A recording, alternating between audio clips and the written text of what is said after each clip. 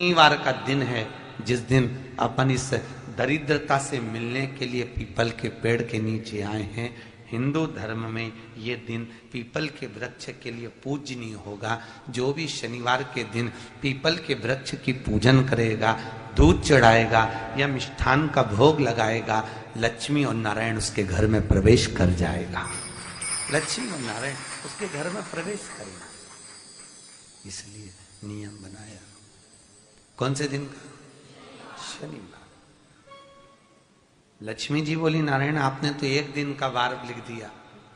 शंकर जी ने 7 वार बनाए हैं, रविवार, सोमवार, मंगल, बुध, गुरु, शुक्र और शनि। ये शिव जी ने बनाए। अब एक दिन आपने अपना बना लिया, बाकी के दिन अगर कोई इस पीपल के वृक्ष के नीचे आएगा और यहां तो दरिद्रता बैठी है तो उसका क्या होगा? भगवान नारायण बोले, सुन दरिद्रता, तेरे से एक विनती है, अगर कोई भी मनुष्य इस पीपल के पेड़ के नीचे अगर 7 दिन में आता है और उसके हाथ में अगर कोई सामग्री होती है तो तू उसके घर में प्रवेश नहीं करेगी। नियम है पीपल के वृक्ष का, या तो पानी का लोटा लेकर जाओ, कुंकू का चोपड़ा लेकर जाओ, शक्कर लेकर जाओ, या पेड़ के नीचे चींटी को डालने के लिए आटा ले जाओ, पर खाली हाथ पीपल के वृक्ष के नीचे कभी मत जाओ, कभी नहीं। खाली हाथ जाओगे तो दरिद्रता तुम्हारे घर में प्रवेश करेगी। दरिद्रता उठकर खड़ी होकर बोली, नारायण तुमने अपनी मनमानी करी है, एक दिन मुझे भी मेरा चाहिए। भगवान ने कहा, बोल कौन सा दिन चाहिए? दरिद्रता कहती है, रविवार के दिन इस पीपल के वृक्ष के नीचे मैं दिन भर नृत्य करूं, इसमें रहूं, और जो यहां आए रविवार को मैं उसके घर में प्रवेश करूं। भगवान ने कहा, ठीक है। दरिद्रता, रविवार का दिन एक ऐसा दिन रहेगा जिस दिन तू इस पीपल के वृक्ष के नीचे नृत्य करेगी और जो आएगा इस पीपल के वृक्ष के नीचे तो उसके साथ प्रवेश करेगी। मैंने तुझे वर दिया। इसलिए हमारे यहाँ केवल पीपल का वृक्ष अगर दीवार में भी लग जाता है ना, किसी की फैक्ट्री की दीवार में, किसी के घर की दीवार में पीपल का वृक्ष अगर लग जाता है, पीपल का पौधा लग जाता है, उसको कितना भी तोड़ लो वो वापिस लग जाएगा। फिर तोड़ोगे फिर लग जाएगा। अगर पीपल के पौधे को तोड़ना है तो केवल रविवार का दिन एक नींबू, एक मिर्ची और बमूल का कांटा, ये 3 चीजें रखने के बाद में आधे घंटे बाद रविवार के दिन पीपल के पेड़ को उखाड़ कर फेंक दो। दूसरी बार कभी पीपल दीवार में लगता ही नहीं, कभी नहीं लग सकता। केवल एक रविवार का, केवल एक संडे, इतवार का। घर में दीवारों पर अगर पीपल लग भी गया है, इसलिए पीपल के वृक्ष को उखाड़ने का, अगर घर में पीपल लगा हुआ है या पीपल का पौधा हमारे घर में लग गया, उसको उतारना, निकालना, लगाना, तो पीपल के वृक्ष को अगर निकाला जाता है तो रविवार के दिन, और अगर पीपल के वृक्ष को कहीं लगाया जाता है तो सोमवार के दिन या मंगलवार के दिन, बुधवार के दिन, इन दिनों में लगा सकते पीपल के वृक्ष कहीं लगाना। शनिवार का दिन एक ऐसा दिन होता है जिस दिन पीपल के वृक्ष को कहीं जाकर लगाया नहीं जाता, क्योंकि शनिवार के दिन पीपल के वृक्ष के नीचे लक्ष्मी रहती है। हम अपने हाथों से अगर पीपल का वृक्ष किसी दूसरी जगह पर शनिवार को रोपित करते हैं तो हमारे घर की लक्ष्मी अपने घर से छिन्न होकर चली जाती है। इसलिए शनिवार के दिन पीपल लगाया नहीं जाता, किसी के घर जाकर उसको वापस पलटा नहीं जाता। लग गया उसको प्रभु मेरी धर्म पत्नी को कहाँ रखूं आप बताओ? वो तो जहां यज्ञ होता है, अनुष्ठान होता है, दान होता है, पुण्य होता है, सत्कर्म होता है, वहां जाने को तैयार नहीं। अब करूं क्या? भगवान ने बोला, एक काम करो। दुर्वासा जी बोले, जिसके यहां रात्रि में बर्तन झूठे पड़े रहते हो उसके घर में इस दरिद्रता को लेकर तुम प्रवेश कर जाना। जिसके यहां रात्रि में बर्तन झूठे पड़े हो वहां लेकर प्रवेश कर जाओ। दूसरी जगह दुर्वासा जी बोले, जो स्त्री घर में दोपहर के समय पर सो रही हो उसके घर में इसको लेकर प्रवेश कर जाइए। जो स्त्री दोपहर के समय में घर पर सो रही हो, इस दरिद्रता को लेकर प्रवेश कर जाइए। तीसरा, जिसके यहां पर दरवाजे पर कांटे वाले पौधे लगे हों उस घर में इस दरिद्रता को लेकर प्रवेश कर जाइए। दरिद्रता, कितनी सुंदर बात कही है। दाता और विधाता, कौन कौन? दाता और विधाता। लक्ष्मी और दरिद्रता के सगे भाई हैं। कौन कौन? दाता और विधाता। दाता को फिटकरी प्रिय है, विधाता को नमक प्रिय है। ये दोनों हमेशा लक्ष्मी को और दरिद्रता को दोनों को समझाते थे, दोनों में प्रेम बढ़ाते थे। आज भी हिंदू धर्म की रीति है, यहां तो ठीक है, जिसके यहां पर भी अगर थोड़ी सी भी परेशानी होती है, थोड़ा सा क्लेश होता है, अशांति होती है, लक्ष्मी नहीं टिक रही हो, काम नहीं बन रहे हो, बहुत प्रयास करा जा रहा हो और हमारा कार्य नहीं होता, तो क्या करते हैं? फिटकरी और नमक को पानी में डाल देते हैं और घर में पोछा लगा देते हैं। आप लोगों ने आजकल फेसबुक पे भी पढ़ा होगा, व्हाट्सएप पे भी पढ़ा होगा। तो क्यों लिखा उसमें? उसका कारण ही केवल ये है कि दाता और विधाता की प्रियता उसमें। माता ख्याति के जो 4 बच्चे हुए, इसमें जो 2 लड़के हैं, दाता और विधाता, उसकी प्रियता, उसकी पूर्णता। अब दुर्वासा जी बोले अपनी धर्म पत्नी को वहां लेकर, जहां कांटेदार पौधे लगे हों वहां पर लेकर प्रवेश कर जाइए। कांटेदार पौधों में उस दरिद्रता का निवास हो गया। पीपल के पेड़ के नीचे हम लक्ष्मी जी के साथ शनिवार के दिन आपसे मिलने के लिए आए हैं। शनिवार के दिन जो पीपल के वृक्ष के नीचे दिया लगाएगा, उसके घर में कभी संपदा की कमी नहीं होगी। सारे दिन पीपल के वृक्ष के नीचे हमारा निवास होगा। आज भी नियम है, जिसको शनि लग जाता है, एक काजल की डिब्बी ले लो और काजल की डिब्बी को 21 बार उतार कर उसको एकांत में जाकर, जंगल आदि में एकांत में किसी पेड़ के नीचे इतना सा खड्डा खोद कर उसमें काजल की डिब्बी को डाल दो और मिट्टी से पूर दो, उस व्यक्ति का शनि समाप्त हो जाता है। काशी विश्वनाथ का नाम लेकर काजल की डिब्बी को 21 बार उतार कर अगर काशी विश्वनाथ का नाम लेकर शनि वाले व्यक्ति को अगर पेड़ के नीचे दबा दे, शनि समाप्त। शनि उसको शनिवार के दिन जो पीपल के वृक्ष में सरसों के तेल का दीप लगाता है, उसको शनि कभी परेशान नहीं करता। एक बात हमेशा ध्यान रखिएगा, मान लो अगर कोई भारी रोग ऐसा शनि महाराज के कारण हो गया हो, अच्छे काम करते करते उल्टे हो रहे हैं, होते हैं किसी किसी के साथ में, विपरीत परिस्थितियां आ जाती है, अच्छा करने जाओ बुरा हो जाता है, अच्छा कर्म करने जाओ बुरा हो जाता है। तो पीपल के वृक्ष की जो छाल होती है, छाल देखिए, पीपल के वृक्ष में जो छाल लगी होती है, उस छाल को घिसकर चंदन बनाकर भगवान शंकर का स्नान कराकर, अभिषेक कराकर, पूजन कराकर, पूजन कराने के बाद हमें पिपलेश्वर महादेव का नाम लेकर, कौन से महादेव? पिपलेश्वर महादेव का नाम लेकर वो जो घिसी हुई छाल होती है, उस छाल का तिलक भगवान शंकर को लगा लो और उसी का थोड़ा सा भाग अपने कंठ पर, मस्तक पर लगाना प्रारंभ कर दो। धीरे धीरे जो विपरीत दशा है वो सुधरना प्रारंभ हो जाती है। पर नाम याद रखना, पिपलेश्वर, जम के बोलिए, पिपलेश्वर महादेव। एक देवता ऐसे हैं जिन्होंने दूसरे का हिस्सा खाने का प्रयास करा था और आज भी उस देवता से दुनिया डरती है। और उन्होंने दूसरे का हिस्सा खाने का प्रयास करा था तो शंकर भगवान ने उसको भी नहीं छोड़ा। कौन से देवता? वो बाल्टी में हर शनिवार को आते हैं आपके यहाँ। कौन से? शनि देव। उनने क्या करा था? भगवान सूर्य नारायण ने अपने सारे पुत्रों को देखा, सारे पुत्रों को,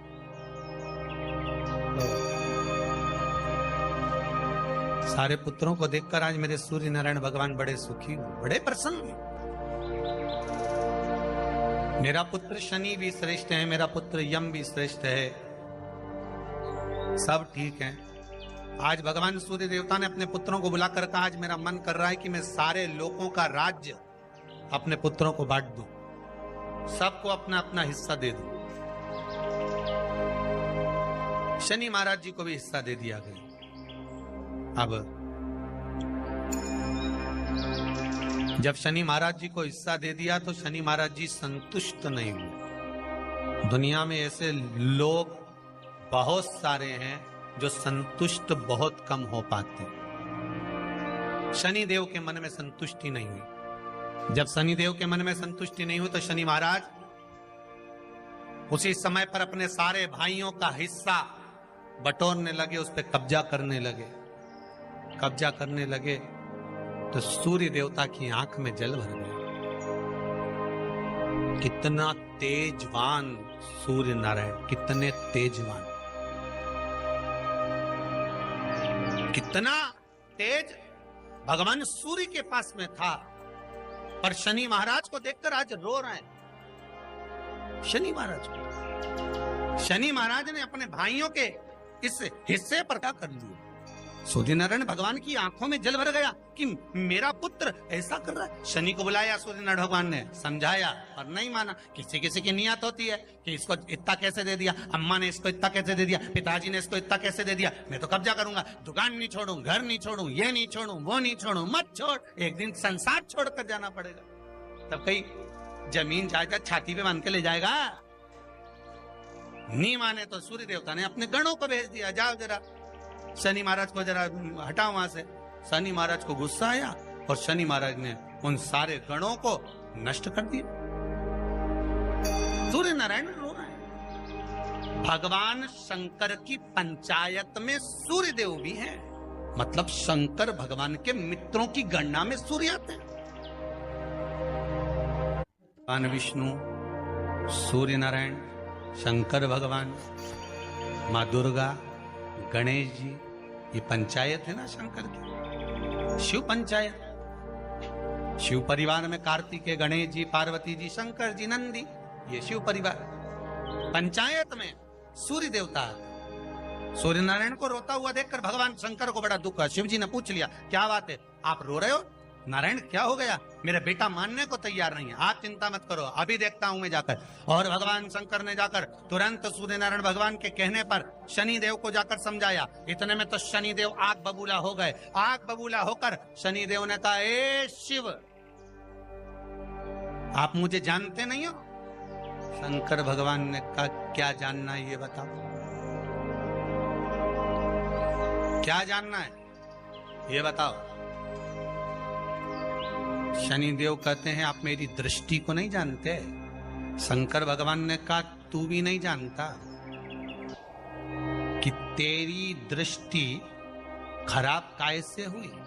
तेरी दृष्टि को श्राप किसका लगा है तुझे नहीं मालूम क्या? शंकर भगवान ने जब समझाना चालू करा कि देख शनि देव, तुम तो कह रहे हो, तुम तो बोल रहे हो कि मेरी दृष्टि नहीं जानते। हम जानते हैं आपकी दृष्टि, मना नहीं है, जाना, पर आप नहीं जानते क्या? शिव जी जानते हैं। शिव जी ने कहा, मैं सब जानता हूं। आपका विवाह करा सूर्य देवता ने, आपकी पत्नी घर में आ गई, आप अपनी पत्नी को देखते तक नहीं थे, इसलिए आपकी धर्म पत्नी ने आपको श्राप दिया कि जिस पति ने मुझ पर दृष्टि नहीं डाली, मेरे वो पति की दृष्टि कुदृष्टि हो जाए, जिस पे डालेगा वो बर्बाद हो जाए। शनि महाराज ने कहा, आप मेरी पत्नी की याद मत दिलाओ। शंकर भगवान बोले, ए शनि, फिर समझा रहा हूं, हिस्सा छोड़ेगा कि नहीं छोड़ेगा? शनि बोले, नहीं छोड़ूंगा। शंकर भगवान ने उठाया, पीपल के पेड़ के नीचे ले गए और पीपल के पेड़ के नीचे शनि महाराज को उल्टा लटका दिया। 19 साल तक शनि महाराज को पीपल के पेड़ के नीचे शंकर जी ने लटका के रखा। अब बोल, 19 वर्ष तक शनि महाराज पीपल के वृक्ष में, पीपल की जड़ पर बंधे रहे, बोले ही नहीं, सीधे टंगे रहे। अब दूसरे का हिस्सा खाने वाले को जब शनि महाराज जैसे के लटका दिया भोलानाथ ने, तो तुम कहीं लगो रे लाइन में? मेरा विचार तो करो। 19 वर्ष तक शनि महाराज लटके रहे, तब 19 वर्ष नेत्र बंद कर कर शनि महाराज ने शंकर की आराधना करी कि दुनिया में कोई ऐसा नहीं जो मुझे उल्टा लटका दे, केवल एक यही है जिनने मुझे लटकाया है। तो 19 वर्ष तक तप करा तो शंकर जी प्रसन्न हो गए। धरनी को हटाकर पार्वती को लाए, साथ में आशीर्वाद दिया, शनि महाराज को खोला। वर मांगो, तुम्हें क्या चाहिए, मांगो तुम्हें क्या चाहिए। शनि महाराज ने कहा मांगूंगा कुछ नहीं, आप वर दे दीजिए। शंकर जी ने कहा मैं तुम्हें दंड अधिकारी बनाता हूं कि आप अच्छे और बुरे का दंड दोगे, आप अधिकारी बनकर बैठोगे, मेरा आशीर्वाद तुम्हारे साथ में। दंड अधिकारी भगवान शंकर का एक अवतार है पिपलाद अवतार। पिपलाद अवतार जब दधीचि ऋषि की अस्थियां चली गई, उनकी धर्मपत्नी सुवाच ने देखा मेरे पति को मार दिया गया, मेरे पति की अस्थियां ले गए राक्षसों का संहार करने के लिए, उनकी अस्थियां लेकर चले गए, मेरा पति चले गया। सुवाच गर्व से थी, मरना चाहती थी, प्राण छोड़ना चाहती। शिव जी ने देखा ये तो अग्नि के ऊपर चढ़कर अपनी देह त्याग रही है। शंकर भगवान ने आकर कहा रुक जा सुवाच, रुको, तुम्हारे गर्भ में बच्चा है, तुम्हारे गर्भ में बच्चा है, वो बच्चा मर जाएगा। अब इस बच्चे को जन्म देकर भी क्या करूं? नहीं पिता, तुम्हारे गर्भ में जो बच्चा है वो महाज्ञानी है, तुमने मुझसे प्रसाद के रूप में मांगा था, कहा था शिव जैसा पुत्र होना चाहिए, तो क्या तुम शंकर को नष्ट कर दोगे? मैं शंकर को जन्म दूंगी। सुवाच ने 2 पत्थर उठाए, अपने गर्भ पर मारना प्रारंभ करा, गर्भ पर मारा, बच्चे ने जन्म लिया। बच्चा 7 महीने का था। उस बच्चे को उठाकर पीपल के कोटर में रख दिया। पीपल की कोटर। एक गिलहरी पीपल के फल को लेकर आती थी, पिपलाद के मुंह में देती थी। शिव का एक, इसलिए शंकर का नाम ही पिपलेश्वर महा। शिव का एक अवतार पिपलाद के रूप में हुआ है। तुम क्यों चिंता करती हो? तुम चिंता मत करो, तुम्हारा पुत्र जन्म दो तुम। और दिया धन सुवाच ने, उसके बाद प्राणों को त्यागा। और उस पीपल के कोटर में अगर भरण पोषण करने वाला कोई था तो वह देवाधिदेव महादेव था। फिर निवेदन करेंगे, माता के गर्भ में बच्चा रहता है, उसका भरण पोषण करने वाला मेरा देवाधिदेव महादेव है। अगर जन्म उसने दिया है तो मृत्यु भी वो देगा। अगर तुमको कुछ ज्ञान दिया है तो अच्छी जगह पर भी वही पहुंचाएगा। आप जो अभिलाषा लेकर आते हैं, बच्चे कहते हैं हमारी नौकरी नहीं है, सर्विस नहीं है, हम इस कॉलेज में पढ़ना चाहते हैं, हम इस जगह जाना चाहते हैं, हम इस पद पर जाना चाहते हैं, बस इतना याद रखना, तुम्हारा भाग्य बुरा नहीं होता। कभी भी याद रखना, संसार में जिसको भगवान ने जन्म दिया उसकी किस्मत कभी बेकार नहीं हो सकती। अगर भगवान तुम्हारी किस्मत बेकार होती तो जानवर बनाकर पैदा करता, इंसान बनाकर नहीं। किस्मत अच्छी थी इसलिए इंसान बनकर पैदा, जानवर बनाकर पैदा नहीं करा। अगर तुम्हारी किस्मत अच्छी थी इसलिए मनुष्य बनकर पैदा हुए हो, इंसान बनकर पैदा हुए हो, मानव बनकर पैदा हुए हो। भगवान को दोष मत देना कि भगवान ने किस्मत बेकार दी है। भगवान ने किस्मत अच्छी बनाई है इसलिए तुझे मृत्यु लोक में जन्म दिया। भगवान ने भाग्य अच्छा बनाया इसलिए तुझे शिव महापुराण की कथा सुनने का मौका दिया। नहीं तो भाग्य में नहीं होती तो कहां से मिल जाती? किस्मत अच्छी है तो भगवान फिर नौकरी भी लगाएगा, धंधा भी करवाएगा, सर्विस भी कराएगा, विवाह भी करेगा, शादी भी करेगा, मकान भी बनाएगा, जायदाद भी देगा, संतान भी देगा। उसने दिया है पेट तो भरेगा वही। हम काय को अपने माथे पर ले? मैंने इतनी पढ़ाई कर ली, मैं इंजीनियर हो गया, मैं ये बन गया, मैंने तो ये कर लिया, उसके बाद भी मैं घर में बैठा हूं, मेरा छोरा घर में बैठा, इतना पढ़ने के बाद बैठा। जन्म उसने दिया है, भाग्य उसका है, किस्मत उसकी है, तो कहो उसको कि शंकर का भजन कर, मंथन करे, मक्खन निकलेगा और घी भी जरूर बनेगा। हारना मती। जब तेरे 3.5 करोड़ बार गिनती मत करना, गिनती वो करेगा। तू तो भज, तू कुबेरेश्वर का स्मरण कर, तू महाकाल का स्मरण कर, तू काशी विश्वनाथ का स्मरण कर, तू महाकाल राजा का स्मरण करके तो देख।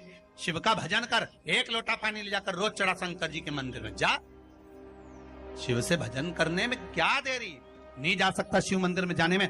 बच्चों को अगर शर्म आती हो तो बेलपत्री के पेड़ के नीचे पानी चढ़ाया, वो भी नहीं कर सकता तो पीपल के पेड़ के नीचे चढ़ाया, वो भी नहीं कर सकता तो आंवले के पेड़ के नीचे चढ़ाया।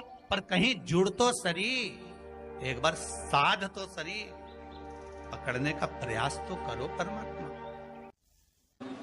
भगवान देवाधिदेव महादेव को जल चढ़ाते हैं, उसके 5 अलग अलग तरीके हैं। बहुत सावधानी से सुनना कथा, आपकी और हमारी जिंदगी की सार्थकता को सिद्ध करने वाली कथा।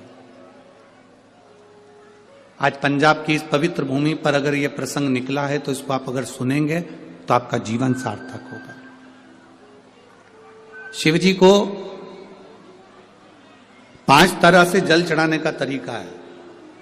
जैसे पंचामृत होता है, दूध, दही, शहद, घी, शक्कर, ये सब पंचामृत के अंतर्गत आते हैं, उसी तरह शंकर जी को 5 तरह से जल चढ़ाने का क्रम वर्णित किया गया। अब उसको समझेंगे, बहुत सावधानी से समझिएगा। पहला, जल लेकर आए, सीधे डायरेक्ट शंकर भगवान के शिवलिंग पर चढ़ा दिया। यह प्रथम जल का चढ़ाने का तरीका।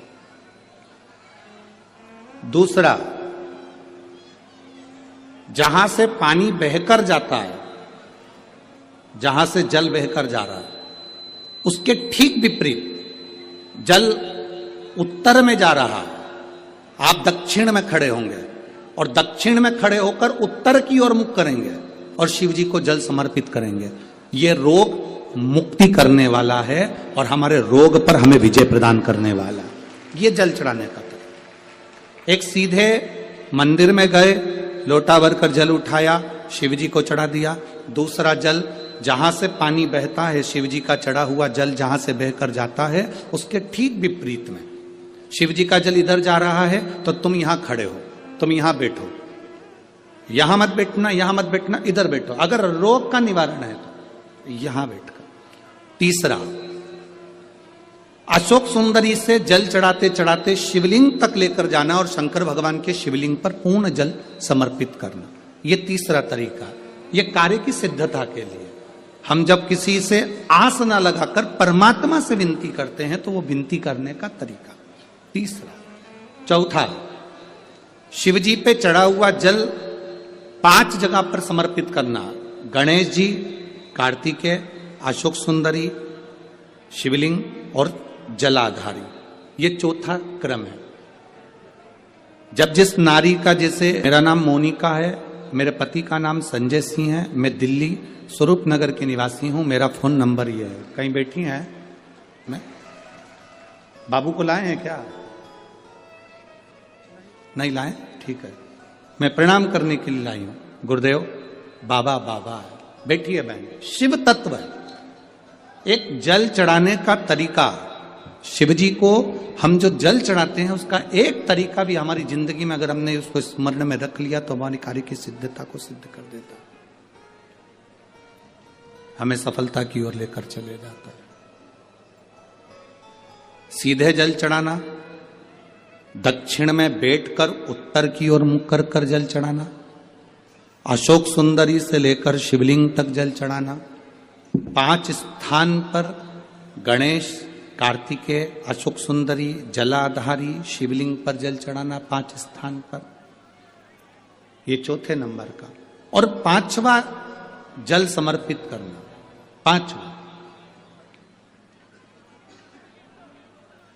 5वें नंबर का जल।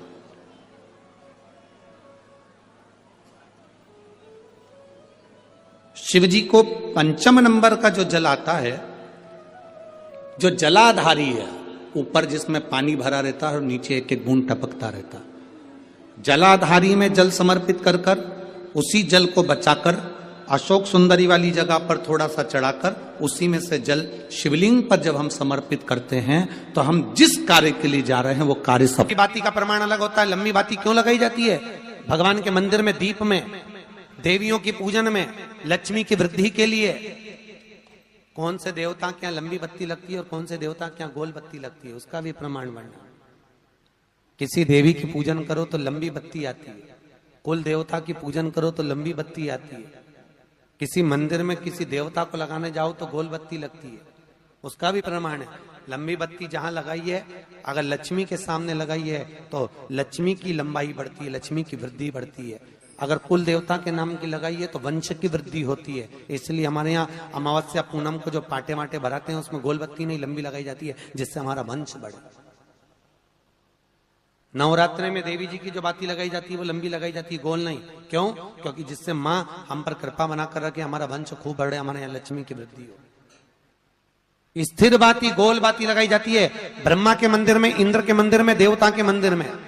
तुलसी के सम्मुख में लंबी बाती नहीं लगती, तुलसी के सम्मुख में गोल बाती लगाई जाती है महाराज, जिससे स्थिरता का भाव केंद्रित हो।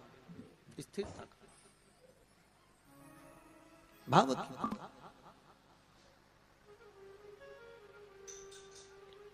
पीपल के वृक्ष के नीचे कभी लंबी बाती नहीं लगती, बड़ के पेड़ के नीचे कभी लंबी बाती नहीं लगती, आंवले के पेड़ के नीचे कभी गोल बाती नहीं लगती। आंवले के वृक्ष के नीचे लंबी बाती लगना चाहिए। धन की वृद्धि, सुख समृद्धि। तुलसी के पौधे के नीचे लंबी नहीं लगती, गोल बाती लगती। बातियों का भी प्रमाण।